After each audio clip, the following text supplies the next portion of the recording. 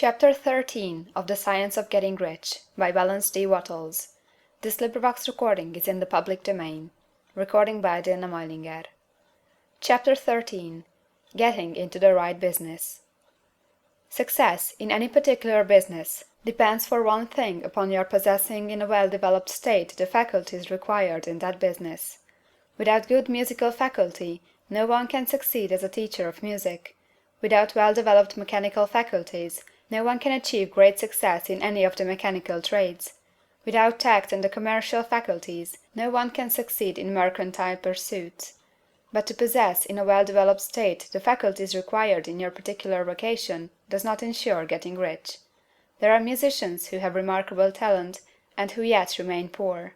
There are blacksmiths, carpenters, and so on who have excellent mechanical ability, but who do not get rich. And there are merchants with good faculties for dealing with men who nevertheless fail. The different faculties are tools. It is essential to have good tools, but it is also essential that the tools should be used in the right way. One man can take a sharp saw, a square, a good plane, and so on, and build a handsome article of furniture.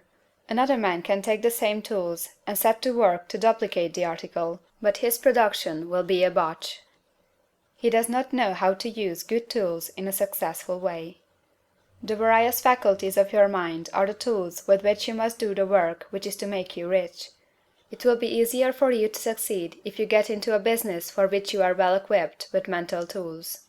Generally speaking, you will do best in that business which will use your strongest faculties, the one for which you are naturally best fitted. But there are limitations to this statement also.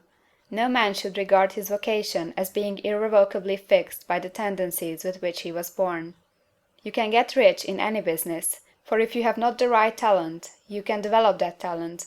It merely means that you will have to make your tools as you go along, instead of confining yourself to the use of those with which you were born.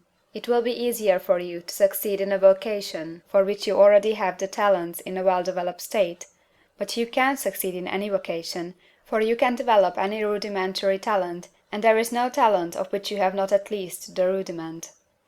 You will get rich most easily in point of effort if you do that for which you are best fitted, but you will get rich most satisfactory if you do that which you want to do.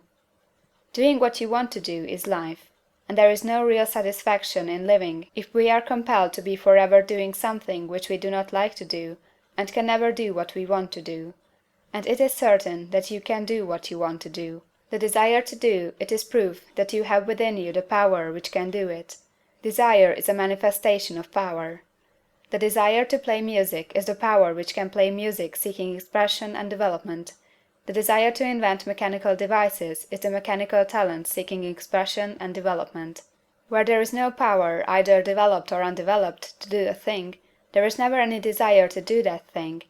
And where there is strong desire to do a thing, it is certain proof that the power to do it is strong, and only requires to be developed and applied in the right way. All things else being equal, it is best to select the business for which you have the best developed talent, but if you have a strong desire to engage in any particular line of work, you should select that work as the ultimate end at which you aim. You can do what you want to do, and it is your right and privilege to follow the business or avocation which will be most congenial and pleasant. You are not obliged to do what you do not like to do, and you should not do it except as the means to bring you to the doing of the thing you want to do. If there are past mistakes whose consequences have placed you in an undesirable business or environment, you may be obliged for some time to do what you do not like to do, but you can make the doing of it pleasant by knowing that it is making it possible for you to come to the doing of what you want to do. If you feel that you are not in the right vocation, do not act too hastily in trying to get into another one. The best way generally to change business or environment is by growth. Do not be afraid to make a sudden and radical change if the opportunity is presented, and you feel after careful consideration that it is the right opportunity. But never take sudden or radical action when you are in doubt as to the wisdom of doing so. There is never any hurry on the creative plane, and there is no lack of opportunity. When you get out of the competitive mind, you will understand that you never need to act hastily. No one else is going to beat you to the thing you want to do. There is enough for all. If one space is taken, another and a better one will be opened for you a little farther on. There is plenty of time. When you are in doubt, wait.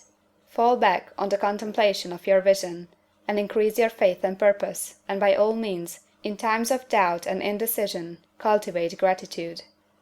A day or two spent in contemplating the vision of what you want, and in earnest thanksgiving that you are getting it, will bring your mind into such close relationship with the Supreme that you will make no mistake when you do act. There is a mind which knows all there is to know, and you can come into close unity with this mind by faith and the purpose to advance in life, if you have deep gratitude. Mistakes come from acting hastily, or from acting in fear or doubt, or in forgetfulness of the right motive, which is more life to all, and less to none. As you go on in the certain way, opportunities will come to you in increasing number, and you will need to be very steady in your faith and purpose, and to keep in close touch with the All-Mind by reverent gratitude. Do all that you can do in a perfect manner every day, but do it without haste, worry, or fear. Go as fast as you can, but never hurry. Remember that in the moment you begin to hurry, you cease to be a creator and become a competitor. You drop back upon the old plane again. Whenever you find yourself hurrying, call a halt. Fix your attention on the mental image of the thing you want, and begin to give thanks that you are getting it. The exercise of gratitude will never fail to strengthen your faith and renew your purpose. End of chapter 13.